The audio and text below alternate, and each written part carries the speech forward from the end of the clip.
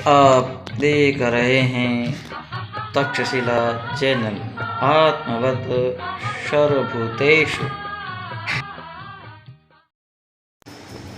Rajasthan state open कक्षा 10 भारतीय संस्कृति एवं विरासत भाग 2। प्रिय विद्यार्थियों, आपका फिर से स्वागत। कक्षा 10 के भारतीय संस्कृति के जो पुराना प्रश्न पत्र है उसके भाग 2 में। तो हम 16 तक यानी 1 से 16 तक प्रश्नों को हल कर चुके हैं। हम प्रश्न 17 की ओर प्रवेश करते हैं। तो 17वें प्रश्न में है 18वीं शताब्दी में भारत की अर्थव्यवस्था पर एक संक्षिप्त टिप्पणी लिखिए। 18वीं शताब्दी ये है अंग्रेज़ों के शासनकाल में थी।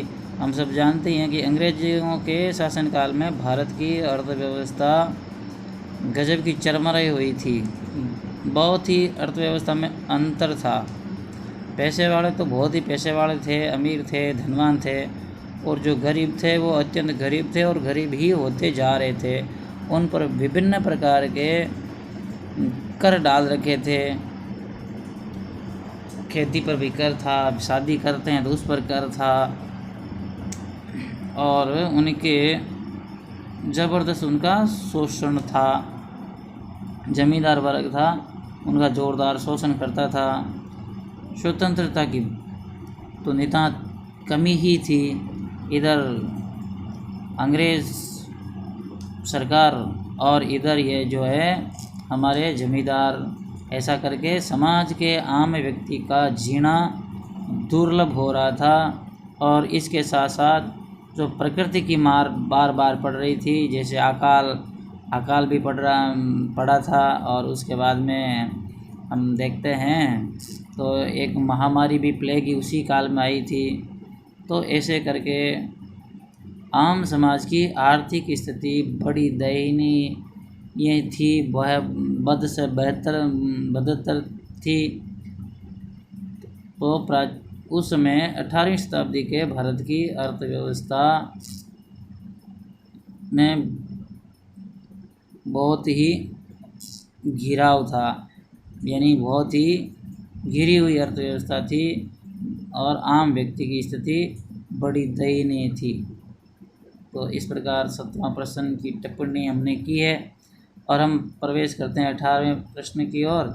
तो रेशम मार्ग के महत्व को बताइए, यानी रेशम मार्ग क्या था और इसके महत्व को हमको बताना है। तो देखते हैं हम इसके महत्व को कैसे बताते हैं। तो देखिए, रेशम मार्ग प्राचीन काल और मध्यकाल में ऐतिहासिक, व्यापारिक, सांस्कृतिक मार्गों का एक समूह था, जिसके माध्यम से एशिया, यूरोप और अफ्रीका जुड़े हुए थे। इसका सबसे जाना माना हिस्सा उत्तरी रेशम मार्ग है, जो चीन से होकर पश्चिम की ओर पहले मध्य एशिया में और फिर यूरोप में जाता था, और जिससे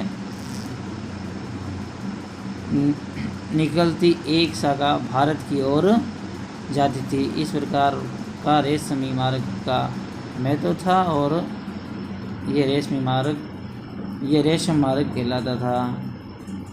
और अब हम आगे बढ़ते हैं प्रश्न 19 की ओर। मौर्य काल में शिक्षा पर एक लेख लिखिए।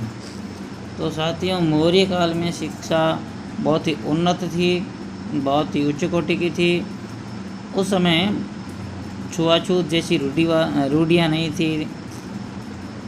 शिक्षा उस समय गुरुकुलों में दी जाती थी, और प्रसिद्ध गुरुकुल जो हैं, जिनको उसी समय विश्वविद्यालय कहते थे, काशी, मथुरा, तक्षशिला, नालंदा, विक्रमशिला, तो ये विश्वविद्यालय हुआ करते थे। यहाँ पर विदेशी पढ़ने के लिए आते थे, अध्यात्म दर्शन पढ़ते थे और आयुर्वेद पढ़ते थे, शस्त्र विद्या पढ़ते थे और भी कई प्रकार के विषयों में तंत्र मंत्र साधना की कई प्रकार की विद्याएं थी और वो अर्जित करके अपने क्षेत्र में जाते थे और उनका भरपूर उपयोग करके मानव सेवा में लगाते थे।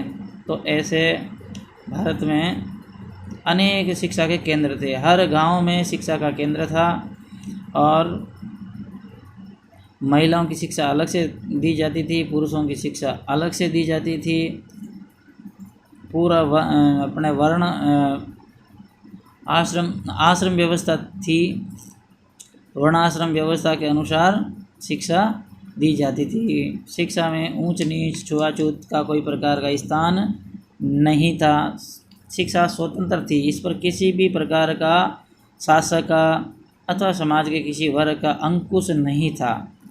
शिक्षा पूरी तरह से निरंकुश थी। शिक्षक का और शिक्षार्थी का दोनों का ही मान बहुत था। किसी भी दरबार में शिक्षक अथवा कोई भी गुरुकुल में पढ़ने वाला छात्र जाता था तो वहाँ का शासक अपने आसन को छोड़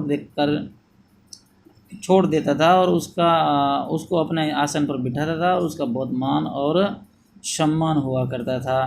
तो इस प्रकार एक कहना चाहिए मौर्य काल में शिक्षा का स्वर्णिम युग था। अब हम चलते हैं प्रश्न 20 की ओर। पुराणों की प्रमुख विशेषताओं को बताइए या वर्णन कीजिए। पुराण जो वेद हैं, उपनिषद हैं और बाद में पुराण आते हैं, तो उनका मैं वर्णन करना है। तो चलते हैं उनके उत्तर की ओर। तो उत्तर की ओर बढ़ते हैं। पुराण शब्द का अर्थ है प्राचीन। ये हिंदुओं का प्राचीन ग्रंथ है। इसमें प्राचीन भारत का इतिहास निहित है। पुराणों की संख्या में 18 है।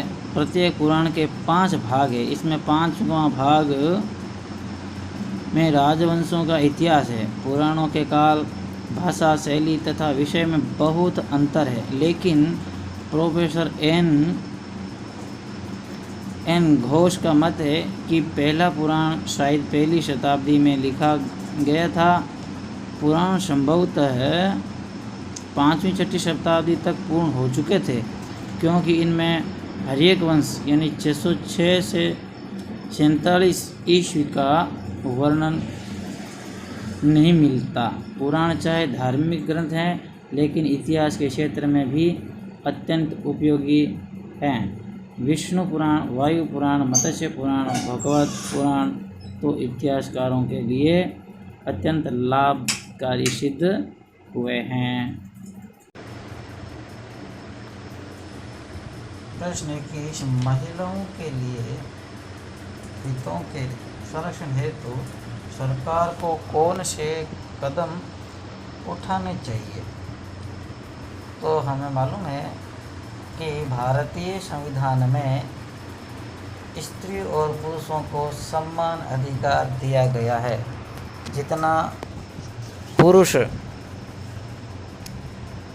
अपनी योग्यता के अनुसार ऊंचाइयां छू सकता है, उतना ही महिलाएं अपनी योग्यता अर्जित करके पुरुष के बराबर स्थान प्राप्त कर सकती है। संविधान में तो निश्चित रूप में नियम है, कानून है, परंतु धरातल पर अभी बहुत पीछे हैं। देखा जाए तो शिक्षा की दृष्टि से महिलाएं पुरुषों से बहुत पीछे हैं और अधिकारों की दृष्टि से देखा जाए तो महिलाओं और पुरुषों में बहुत अंतर हैं। जैसे पर्दा प्रथा आज भी चलती है, कानून रूप से तो ज़रूर बंद है। बाल विवाह आज भी चलता है, कानून रूप से बंद है। और दहेज प्रथा आज भी चलती है, कानून रूप से बंद है। घूंघट प्रथा आज भी चलती है, कानून रूप से बंद है। हाँ, कईयों को समूल नष्ट किया है, निवारण किया, जैसे सती प्रथा है और भी कई प्रकार की दाखन प्रथा है। इस प्रकार महिलाओं को संरक्षण मिला है और बहुत सारे क्षेत्रों में महिलाएं अपना स्थान स्थापित कर चुकी है। मुझे है सेना में भी आज पुरुषों के बराबर है, वायुसेना में भी है और भी RSIS के सभी में महिलाएं पुरुष से कम नहीं है, ये साबित भी हो चुका है। तो अब हमको यानी सरकार को भी समाज में वातावरण बनाना चाहिए और सरकार को भी कानूनी रूप से महिला की पूरी शिक्षा है वो निःशुल्क करनी चाहिए। कोचिंग व्यवस्था भी इनके लिए निःशुल्क करनी चाहिए। शिक्षा के क्षेत्र में पूरी तरह से महिला को अवसर दिया जाना चाहिए। हम देखते हैं कि बच्चियों को आज भी कम पढ़ाते हैं। बहुत योग्य और बहुत ही प्रतिभाशाली बहन होती है, लड़की होती है, उनको भी शिक्षा से वंचित कर दिया जाता है। लड़कों को ज़्यादा पढ़ाया जाता है, लड़कियों को कम पढ़ाया जाता है। तो ये भी आज हम समाज में जो है अंतर बहुत बड़े पैमाने पर देखने को मिलता है। यह अंतर नहीं होना चाहिए। ये लड़कियां भी जागरूक होनी चाहिए और वो अपने अधिकार प्राप्त करके रहे। तो इस प्रकार और ये भी है कि समाज में भी एक ऐसा वातावरण बनना चाहिए। भारत की प्राचीन नारियों को हम देखा जाए तो देखते हैं ज्ञान की शक्ति है वो सरस्वती माता है, जो वो भी स्त्री है। शक्ति की सबसे बड़ी जो है देवी है वो दुर्गा माता है, वो भी स्त्री है। और धन की जो सबसे बड़ी देवी है वो लक्ष्मी है, वो भी है स्त्री है। तो स्त्रियां समाज में भारतीय संस्कृति में कभी पीछे नहीं रही है, हमेशा आगे ही रही है। इसलिए कहते हैं यत्र नारीस्तु पूज्यन्ते रमन्ते तत्र देवताः। अतः स्त्रियों के विकास के लिए सरकार को और समाज को पूरी तरह से प्रयत्न करना ही चाहिए। फिर हम आगे बढ़ते हैं प्रश्न क्रमांक 22 की ओर। भारतीय भाषाओं में उर्दू भाषा के महत्व को स्पष्ट कीजिए। तो उर्दू ने क्या क्या किया है भारत में, तो इसके बारे में देखते हैं।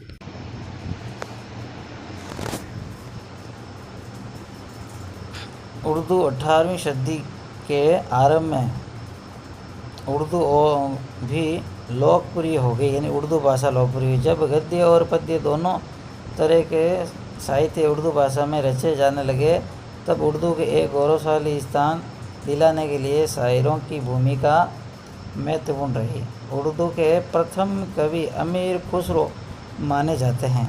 उनके कुछ प्रसिद्ध ग्रंथ है लैला मजनू और आईन अकबरी इत्यादि कवियों के प्रमुख हैं।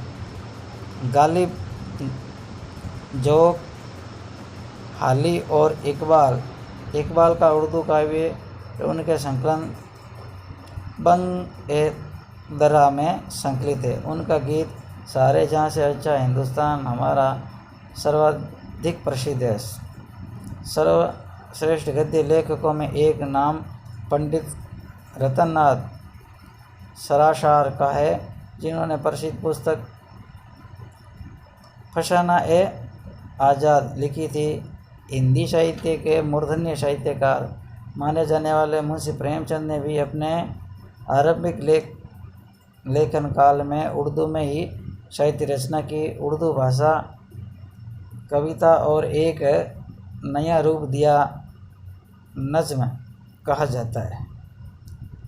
लखनऊ के नवाबों ने उर्दू का संरक्षण किया। बढ़ते हैं प्रश्न 23 की ओर। तो 23वां प्रश्न है डॉक्टर होमी जहांगीर भाभा भारतीय नाभिक विज्ञान के जनक हैं, स्पष्ट कीजिए। इन पर अपनी टिप्पणी लिखना है और वो भारतीय नाभिक विज्ञान के कैसे जनक रहे हैं। तो हम आगे बढ़ते हैं। डॉक्टर होमी जहांगीर भाभा भारत के महान परमाणु वैज्ञानिक थे। उन्होंने भारत के परमाणु ऊर्जा कार्यक्रम का जनक कहा जाता है। उन्होंने देश के परमाणु कार्यक्रमों के भावी स्वरूप की ऐसी मजबूत नींव रखी जिसके चलते भारत आज विश्व के प्रमुख परमाणु संपन्न देशों की कतार में खड़ा है। इस प्रकार भारत की डॉक्टर होमी जहांगीर भाभा ने असीम सेवा की है। इसलिए संपूर्ण भारतवर्ष आज इसको श्रद्धांजलि के रूप में उनके नाम पर है वो परमाणु केंद्र रखा है। डॉक्टर होमी जहांगीर भाभा परमाणु केंद्र भी रखा है।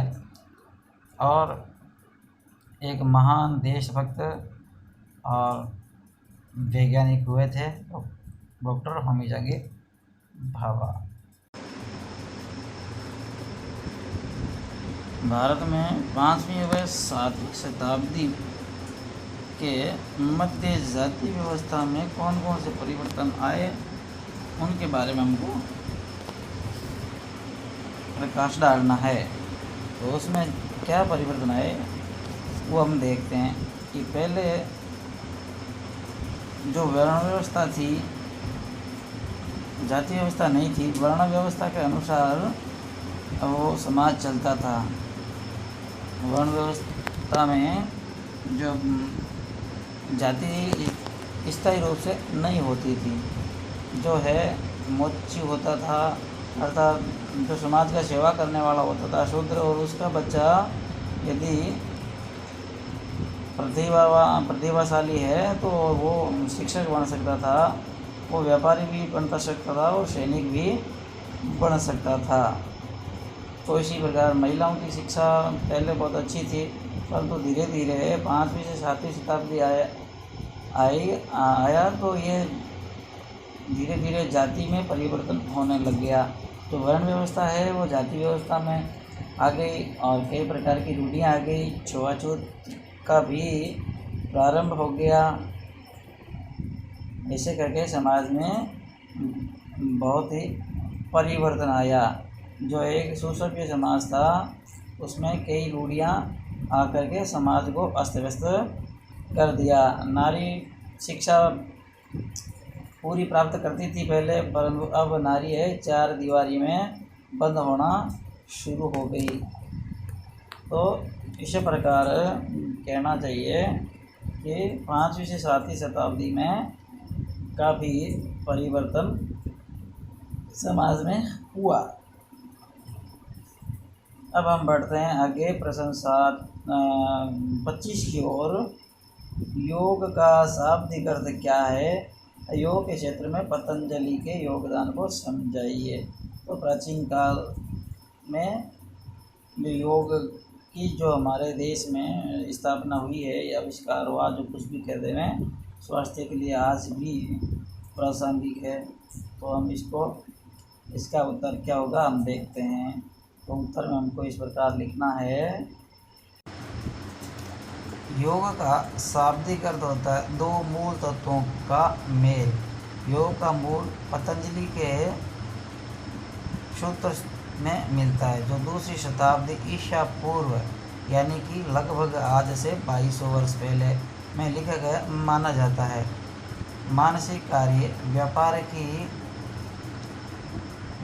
शुद्धि, नियंत्रण और परिवर्तन के माध्यम से योग व्यवस्थित रूप से पुरुष को प्रकृति से मुक्त कराता है। योग क्रियाएं शरीर, प्राण और इंद्रियों का नियमन करती है। इस कारण इस दर्शन को मोक्ष अथवा मुक्ति प्राप्त करने का साधन भी माना जाता है। ये मोक्ष अष्टांग योग की साधना से प्राप्त किया जाता है।